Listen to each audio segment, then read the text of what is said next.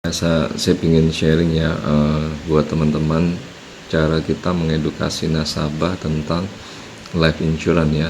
Satu sisi juga kita akan belajar untuk open mindset nasabah, kenapa dia harus beli asuransi, dan asuransi itu sebenarnya seperti apa sih cara kerjanya ya teman-teman. Pertama-tama untuk menjadi ahli dalam perencanaan keuangan, tentunya satu, teman-teman harus prepare ya. Ini penting banget teman-teman ya. Dalam ilustrasi kita ditawarin sebuah peluang usaha atau bisnis apapun, minimal pasti di awal kita nggak bicara dulu profit ya, kita bicara tentang ya teman-teman harus menguasai tentang produk ya, produknya apa saja ya, baik itu ada plus ya, ada minusnya ya, kita minimal harus tahu teman-teman. Yang kedua, bicara tentang cara penggunaan ya. Kalau di asuransi berarti kita belajar cara how to claim ya, cara klaimnya, dan mulai berfungsi produknya di waktu kapan ya teman-teman. Yang ketiga, ini penting banget teman-teman, cara jualnya, how to sell-nya ya, how to sellingnya, cara menjualkan atau memasarkan produknya dengan benar seperti apa.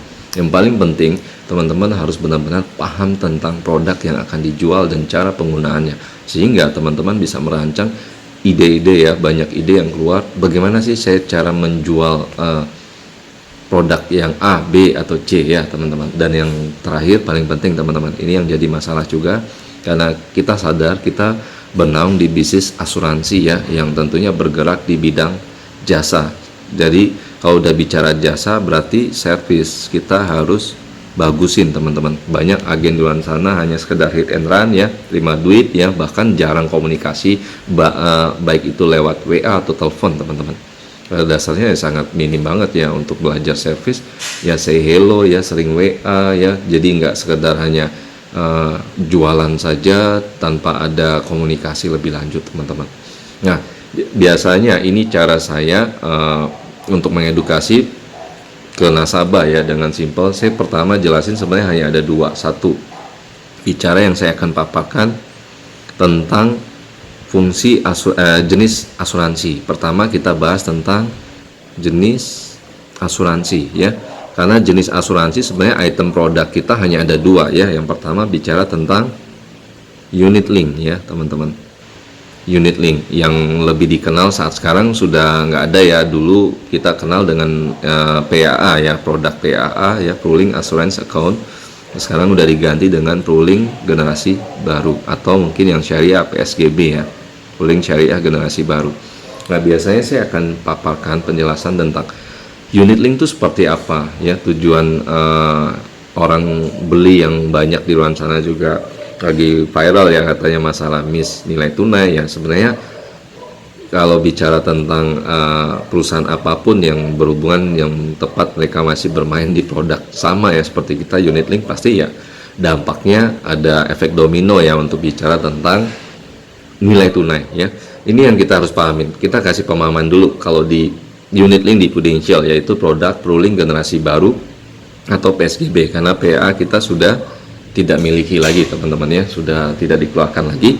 Biasanya saya jelasin gini teman-teman, unit link ini yang pertama, jenis asuransi yang pertama unit link dibuat sebenarnya tujuannya bukan semata-mata untuk berharap dapat keuntungan ya teman-teman, tapi sebenarnya di asuransi ini adalah manajer risiko ya, bukan fokus ke manajer investasi. Ini yang banyak salah kaprah. Nah, contoh saya bilang teman-teman, contoh si Pak A, saya bilang Pak, unit link ini sebenarnya fokusnya ada dua ya, karena pembagiannya itu ada sisi premi ya dan investasi, atau lebih dikenal saver ya, saver atau nilai tunai ya. Ini yang biasa jadi masalah. Nah, pembagiannya simple saya bilang. Ketika bicara premi ini tentang produk yang akan kita beli ya, misalkan nasabah ini buatnya senilai saya mau beli barangnya seharga 2 juta deh per bulan ya, 2 juta per bulan. Ini kita kalkulasi dulu dong, selama 12 bulan berarti ada 24 juta. Nah, masalah pembagian komposisinya, mau ditaruh berapa besar dari premi, berapa persen ya, investasi atau saver berapa persen, ini disesuaikan dengan keinginan nasabah sebenarnya teman-teman. Jadi fleksibel ya, bukan semata-mata dari tenaga pemasar ya. Jadi bisa disesuaikan. Contoh yang biasa dibagi adalah 2/3 ya dari 24 juta, yaitu kita hitung 8 bulannya aja ya. 8 bulan dikali 2 juta. Berarti ada 16 juta. Dan saver udah pasti ya 1/3 atau 4 bulannya dikali 2 juta. Sehingga menghasilkan 8 juta. Rumus simpelnya tinggal dibagi 2 aja dari premi. Maka dapat hitungan untuk sebenarnya berapa sih alokasi untuk savernya ya teman-teman. Ini udah, saya yakin teman-teman sudah paham ya. Dan perlu dipaparkan, premi ini simpelnya saya selalu kasih analogi yang mudah.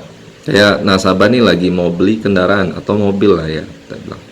Mobil kan banyak item. Contoh, harga mobil ini misalkan kelasnya CR-V.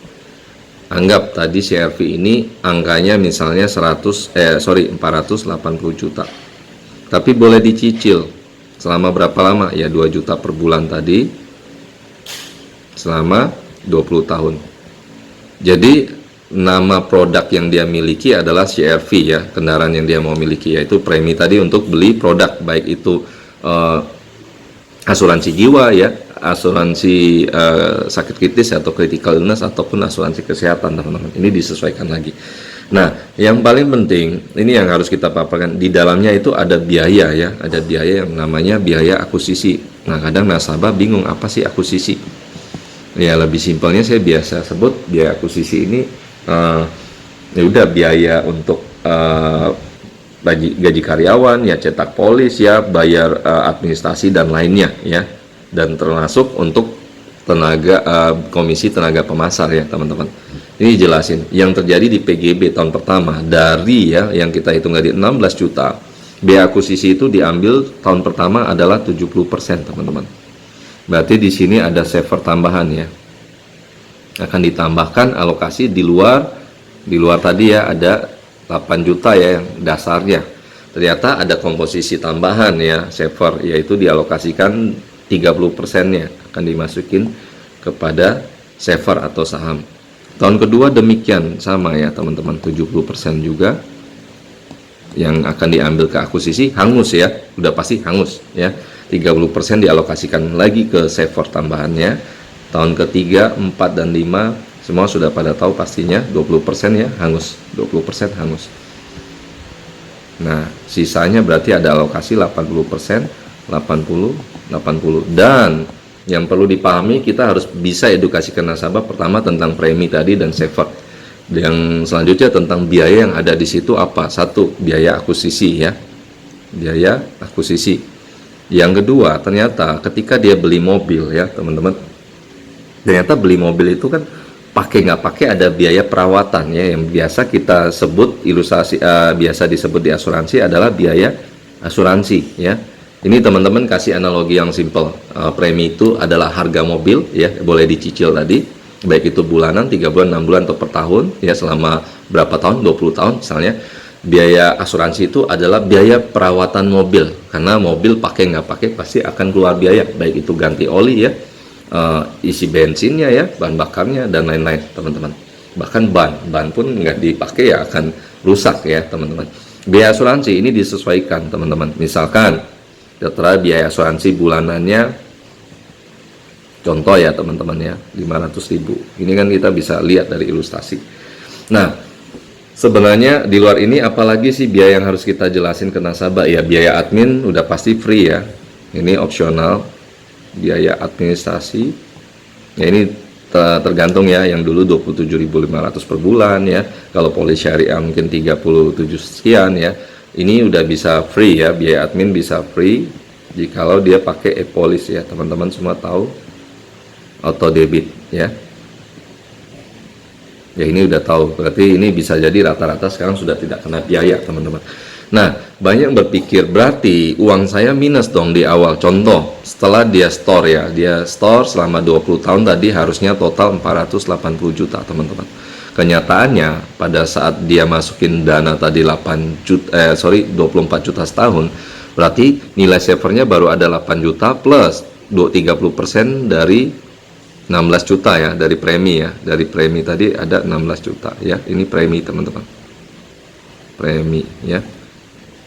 Dari premi ada 16 juta, berarti ada alokasi 30% lagi tambahan di luar, belum dipotong biaya asuransi bulanan ya, dari total nilai tunai tadi ya, dikurangin ya. Di luar itu ya ada biaya top up juga ya, yang dimasukin 8 juta 1 tahun ini kan ada potongan 5% setiap ada dana yang masuk ke saver, teman-teman. Ini harus dipahami dulu. Jadi sekilas saya akan paparin dulu cara saya menjelaskan asuransi yang pertama, jenis asuransi yang pertama yaitu unit link. Nah, harapannya berarti 8 juta kalau kita kalikan 10 tahun, ini ada 80 juta, 20 tahun berarti 160 juta. Ya, ini kalau realitanya hitungan dari yang ada saver, belum ditambahin lagi saver tambahan dari sisa alokasi biaya akuisisi tadi, teman-teman ya. Ada 30% dari 16 juta, 30% tahun kedua dari 16 juta, 80% tahun ketiga ya dari 16 juta, 80% dari 16 juta tahun keempat ya, 80% dari 16 juta tahun kelima ya. Ini teman-teman bisa hitung sendirilah ya. Nah, simpelnya gini, saya selalu kasih gambaran kesimpulannya. Sebenarnya unit link itu apa? Unit link dibentuk, contoh, pada dasarnya angka yang dia masukin tadi 480 juta total uang yang dikeluarin selama 20 tahun. Kenyataannya misalkan, jadinya misalnya 300 juta. Contoh ya teman-teman. Ini saldo akhir ya, pada saat 20 tahun ya, 20 tahun. Nah, banyak nasabah berpikir pasti minus. Iya, karena uangnya lumayan ya, yang saya taruh 480, kenyataannya kok jadi 300 juta. Nah, cara handlingnya saya kasih gambaran gini teman-teman. Tujuan saldo ini ada sebenarnya gini, kalau kita hitung biaya asuransi tadi ada 500.000 per bulan ya, 500.000 per bulan dikali 12, dalam 1 tahun butuh budget senilai 6 juta per tahun ya. Dan tentunya kita infokan juga ya ke nasabah, biaya asuransi ini akan naik setiap tahun, naik per tahun mengikuti usia pertanggungan ya, usia nasabah ya.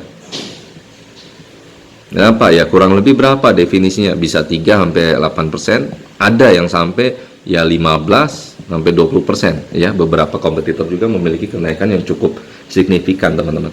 Tujuan dibentuk tadi ada saldo akhir atau nilai tunai ya, yang lebih dikenal katanya, oh investasi saya kok baru sekian. Tujuannya gini teman-teman, kita kasih analogi ke nasabah, asumsi ada saldo 300 juta tadi diputar oleh Prudential, profitnya kita bicara ini pun bisa jadi di bawah ya, 5% per tahun. Berarti keuntungan yang didapat dalam 1 tahun dari modal yang diputar 300 juta tadi ada senilai berapa nih teman-teman? 15 juta ya, 15 juta per tahun. Kesimpulannya apa? Ini profit ya, ini profit. Kesimpulannya apa? Tadi biaya maintenance yang harus berjalan, yaitu biaya asuransi, ini kan harus tetap dibayarkan selama masa pertanggungan. Contoh, PPH Plus ya, diambil sampai usia 85 tahun. Biaya tetap naik setiap tahun. Berarti keuntungan tadi mencukupi untuk biaya asuransi ya, yang tadi 15 juta, profit dikurang 6 juta ya. Berarti ada surplus berapa nih teman-teman? Masih ada keuntungan justru ya. Berarti ada surplus senilai 9 juta. 9 juta ini akan dialokasikan lagi ke modal yang 300 juta. Berarti di tahun berikutnya modal yang diputar adalah 309 juta. Ya, ini dengan tinggal dihitung kalau surplus lagi 5%, ternyata biaya asuransi jadinya contoh 7 juta ya per tahun. Surplusnya masih menutupi nggak untuk backup biaya asuransi? Apa yang terjadi kalau seandainya ternyata saya kasih contoh, saldonya 200 juta ya, saldo akhir 200 juta. Bisa nggak nasabah ini stop atau cuti premi dan tidak bayar premi lagi? Ya kita lihat keuntungan yang diterima adalah baru berapa di sini ya, 200 juta, berarti ada 10 juta ya, masih bisa juga ya. Karena keuntungannya masih bisa menutupi biaya asuransi total per tahun tadi teman-teman. Yang jadi masalah kenapa saldo itu bisa lambat laun habis? Kalau seandainya saldo akhirnya diputar, keuntungannya tidak menghasilkan keuntungan tadi tidak dapat menutupi biaya asuransi teman-teman. Contoh misalnya saldo akhirnya ada 120 juta ya, kalau diputar dikelola dengan keuntungan 5% per tahun, berarti kan surplus cuma 6 juta, benar?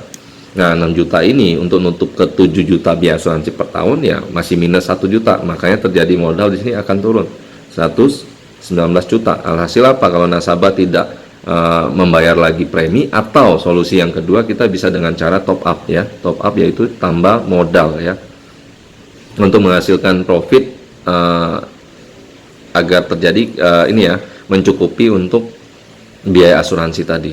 Ini yang kenapa dibilang saldo makin lama makin habis. Cukup paham dulu. Nah, cuman ini pagar PPh ya, biasanya yang harus kita counter biar nasabah tidak merasa rugi dong, saya taruh asuransi, bayar asuransi, klaim nggak klaim, atau dia nggak klaim ya, nggak klaim rugi dong gitu. Yang sebenarnya kita pastikan adalah teman-teman harus menguasai tentang produk pagar PPh Plus ini, Group Prime Healthcare Plus ya. Ini saya nggak share di video saat sekarang, nanti saya akan kasih di video berikutnya teman-teman ya. Jadi ini untuk cara kita counter yang menganggap rugi ya, rugi beli asuransi karena saldo saya minus ya. Ada dasarnya ya, sebenarnya kalau dia sudah paham tentang produk yang diambil dan keunggulan dari produk yang dia beli ya, dia tidak akan merasa rugi. Tapi yang paling penting, tujuan unit link ini dibuat, ada saldo akhir tadi, berharap biaya asuransi tadi bisa tercover dari keuntungannya ya teman-teman, sehingga kita dapat free protection ya, atau asuransi gratis. Ini dulu teman-teman. Kesimpulannya apa? Satu, unit link dibuat untuk dapat asuransi gratis di saat nanti nilai saldo tadi keuntungannya mencukupi untuk backup biaya asuransi. Maka kita tidak perlu membayar lagi ya, sambil dipantau tentunya. Yang kedua adalah kesimpulannya, unit link dibuat ini kan di saham ya, lebih dikenal reksadana ya. Saham itu fluktuatif, bisa naik bisa turun, berarti ada resiko di sini. Resiko siapa yang pegang? Ya di luar tadi ada ya banyak yang salah kaprah ya, Prudential ya. Ada juga yang memihak lagi dilempar ke tenaga pemasar ya, atau financial advisor ya. Dan ini nasabah. Resiko dipegang oleh siapa? Ya sebenarnya resiko lari ke nasabah teman-teman. Baik itu dia naik atau dia turun ya. Ini yang harus dipastikan. Jadi ada dua kesimpulan. Tujuan unit link dibuat adalah tadi sebenarnya biar dapat asuransi gratis ya, free protection, dan risiko untuk saham itu ditanggung oleh nasabah. Yang paling penting asuransi itu adalah manajer risiko ya, bukan bicara manajer investasi. Ini yang salah kaprah. Banyak agen-agen di luar sana menjual asuransi adalah manajer investasi teman-teman.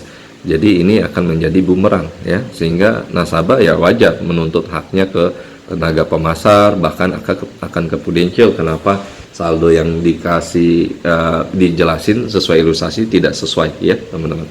Jadi kita bukan fokus ke manajer investasi. Sampai sini teman-teman cukup paham dulu ya.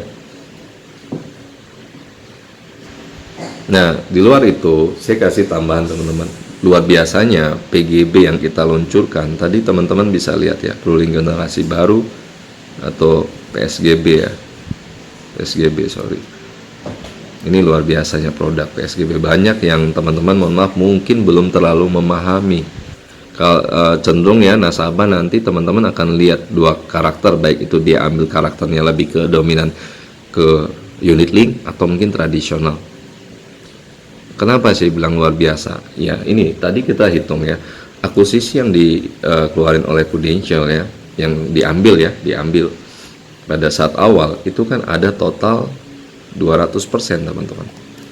Nah teman-teman bisa lihat di ruling generasi baru beda sama PAA dulu ya. Ruling assurance account tidak memiliki yang namanya booster investasi. Ini perbedaannya. Dan ada booster proteksi. Nih banyak yang belum benar-benar memaksimalkan. Ternyata unit link yang terbaru di Prudential itu bagus. Kenapa? Booster proteksi ini kan akan diberikan 5% ya, kenaikan uang pertanggungan. Minimal harus ambil 200 juta ya, baru bisa naik setiap tahun tanpa harus full underweighting teman-teman. Walaupun preminya naik. Ini bagus sebenarnya. Tujuannya apa? Untuk ngejar inflasi teman-teman. Untuk ngejar inflasi ya. Karena mata uang makin lama mengecil ya, harga barang naik ya. Ini kenapa dikeluarin booster proteksi. Kalau booster investasi gimana? Teman-teman bisa lihat tadi total akuisisi yang diambil oleh Prudential ada 200%. Ya, saya bahas tentang booster investasi. Booster investasi ini diberikan 1 sampai 10 tahun. Pertama, itu 5% per tahun ya diberikan. Berapa lama? Ya selama 10 tahun tadi. Dari mana? Dari premi, teman-teman, dari premi. Ya. Nah, ini bicara booster. Terus yang kedua, kalaupun nasabah ini akan berlanjut ya di tahun ke-11 sampai dengan 20, Prudential akan kasih kenaikan booster investasi 10% dari premi ya per tahun. Dari premi ya, teman-teman. Nah, kebayang nggak sih teman-teman? Berarti di 10 tahun pertama, 10 tahun pertama ya, ini total ada 50% dari premi ya, 50% dari premi, teman-teman. Penambahannya di luar saver ya, di luar saver atau nilai tunai dasar ya. Nah, tahun ke-11 sampai dengan 20 ya, 10 tahun kedua ya saya bilang. Ini 10 tahun kedua, penambahannya total 100% dari premi. Nah, teman-teman bisa lihat, berarti sini sudah ada keuntungan. Yang tadi kalau akuisisi diambil dari premi 200%, ya berarti ada penghematan ya, teman-teman. Berarti hanya diambil 50%. Kalau mau free semua gimana caranya? Ya udah, nasabah tinggal lanjutin sampai dengan 5 tahun lagi, teman-teman. Maka dapat lagi tambahan 10% per tahun ya di tahun ke-21 sampai 5. Selama 5 tahun dikali 5 ya, berarti ada 50%. Sehingga akuisisi ini bisa tergolong kita free loh akuisisi, teman-teman. Berapa banyak teman-teman yang memahami ini? Nah, tinggal teman-teman tahu cara pembagian 50% ini dicairkan itu di tahun ke-11, teman-teman. Tahun 11 ya.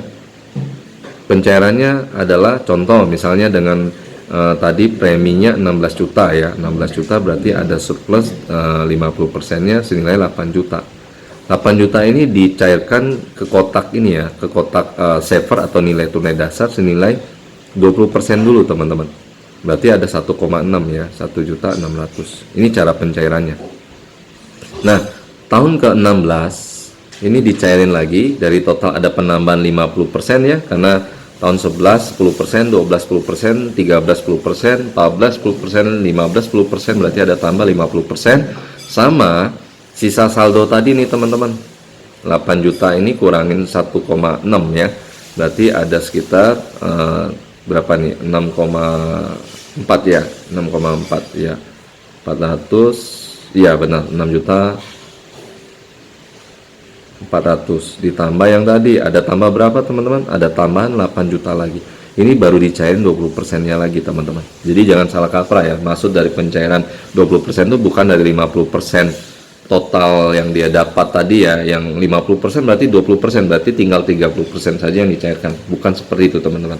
Nah, kalau dia berlanjut di tahun ke-20 dicairkan semua 100%, teman-teman. Yang sudah kebentuk tadi ya, ada booster investasi ya. Jumlahnya ada penambahan lagi 50% di tahun ke-20 ya, karena tahun ke-16, 17, 18, 19 sampai dengan 20 itu ditambahin lagi 10% per tahun dari premi, teman-teman. Sampai sini cukup paham dulu ya cara pencairan booster investasi, teman-teman ya.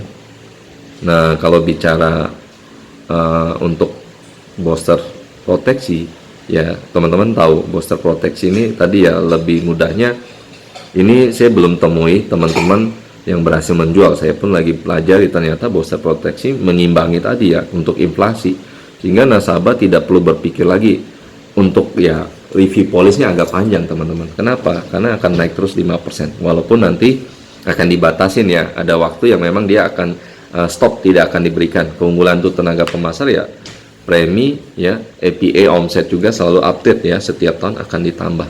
Sampai sini bisa dipahamin dulu, teman-teman ya. Ini penjelasan saya tentang unit link ya. Jadi ada kesimpulan pentingnya tadi, teman-teman. Thank you.